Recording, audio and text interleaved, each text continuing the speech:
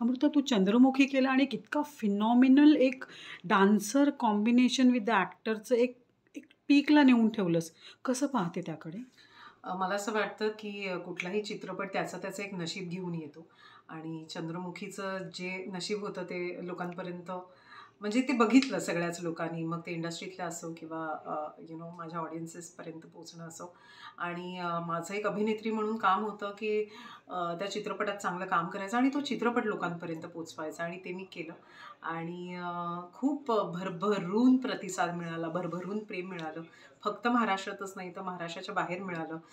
अगदी US, Canada, Australia ह्या सगळ्या ठिकाणाहून मला खूप लोकांनी व्हिडिओज पाठवले. त्यांचे डान्स नंबर्स त्यांनी कोरिओग्राफी केलेले पाठवले. So as an artist I feel grateful जेव्हा तुमच्या कामाची अशा प्रकारे नोंद केली जाते आणि अशा प्रकारे तुम्हाला पोचपावती मिळते ते. पण जेव्हा असं सुंदर गाणं असं ते सगळे लोकं रील करतात. तर as an actor because you are the original dancer in that film. तर कसं पाहते तू ते? मला असं वाटतं, की ते जितकं जास्त व्हायरल होईल आणि जितकी जास्त लोकं त्याच्यावरती रील्स करतील किंवा त्याच्यावरती नाचतील, तितकं गाणं ते लोकप्रिय होतं आणि मी घराघरात पोचते असं मला वाटतं. सो मला फार छान वाटतं, मस्त वाटतं एकदम. आणि काय डान्स नंबरमध्ये काही करणार आहेस का पुढे नाही, आगामी? आता तरी नाही. नाही, नाही. थँक यू सो मच आणि thank all the you. Best. काळजी घ्या.